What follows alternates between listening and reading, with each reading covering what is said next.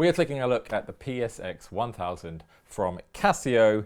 This is a entry-level digital piano. I'm going to break this video down into two sections. The first section looking at the features and what makes this thing what it is. And secondly, we'll look at how it sits in the market and how it compares to other digital pianos at a similar price point.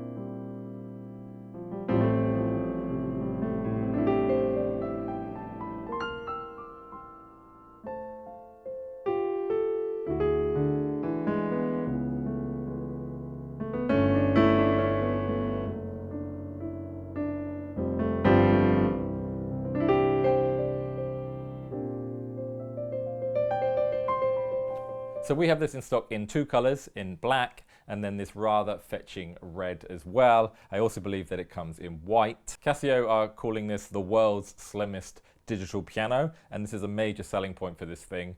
It is very, very slim, and that's going to suit some people in terms of fitting it in their house. So looking at the features that it has, and just looking at it, we have 88 keys. We have a rather sleek design. We have an on-off button, this rather cool control knob, and then the control panel is LED lit here, and you can make that brighter and darker depending on how much you want that to be shining. You don't want it in the way at gigs, or maybe you want to be able to see it at gigs.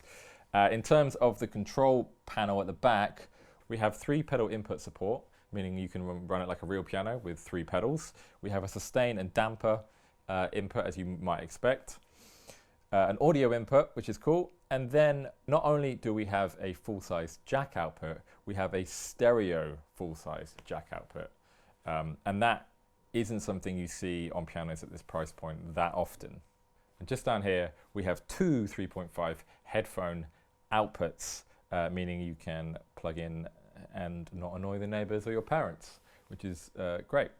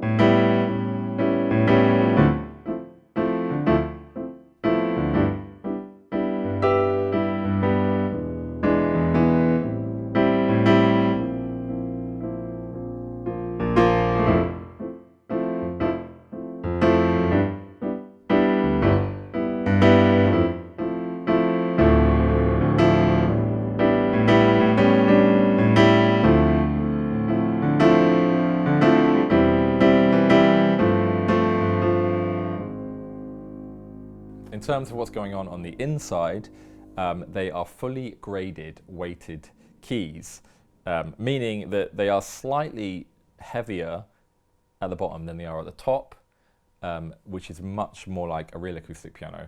And again, not all pianos at this price point have that. So it feels more like a real piano and therefore sounds more like an acoustic piano, which is really, really cool. The keys are also textured, meaning they have a kind of ivory texture feel, which is going to suit some people, isn't going to suit everyone, but that's something to bear in mind if you're looking at this. One thing I've seen online is because it's so shallow or thin or slim, people are concerned that there's not enough pivot point movement for the keys, so it's not going to feel that real. It's complicated to get into, but because it's shallow, you haven't got enough room for the keys to kind of work as they normally would on a real piano. I hope that made sense. But personally for me, I don't think it's an issue.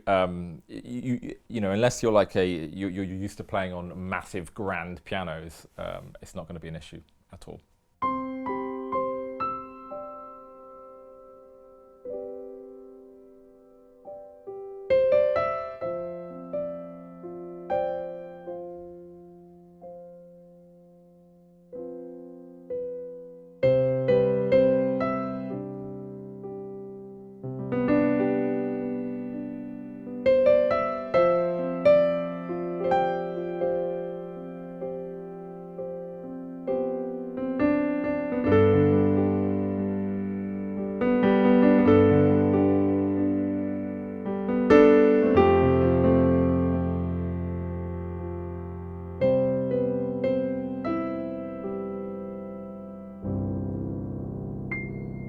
We have an enhanced sound engine and 18 different sounds to play with.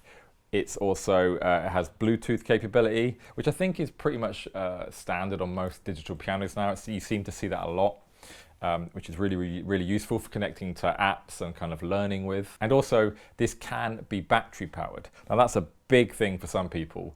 Again, and not a lot of pianos are battery powered.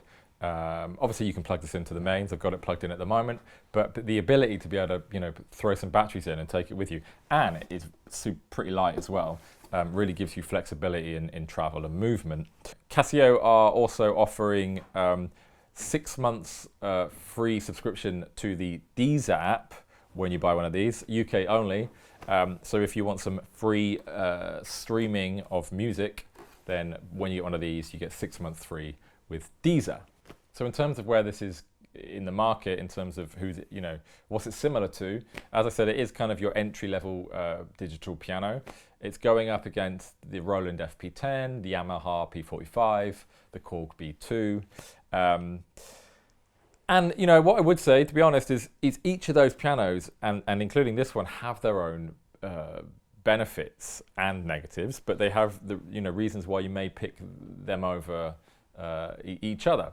In terms of this one, you know, you've got, it is the world's slimmest piano, so in terms of size, it really is going to cram into the smaller rooms out there, and it's super lightweight. And the fact that you can plug in batteries and run off batteries means it's really portable, and that's going to be really good for some people. It feels great, it sounds great, it's got that stereo output, which is really beneficial. I've played on other digital pianos, and you want to record something, and you've got to come out of a 3.5mm jack, and it's just a bit annoying, really, if you haven't got that cable. And then the connectivity issues, you know, what you want is a stereo output, and this has it. It feels good. I started off on a Privia many years ago. It was my first piano, and I gigged it for ages, and it still works now. They are well built. Casio are known for being solid and getting the job done. So I think it's a really good, for the price point, I think it's a really good little piano, and I find it hard to knock it.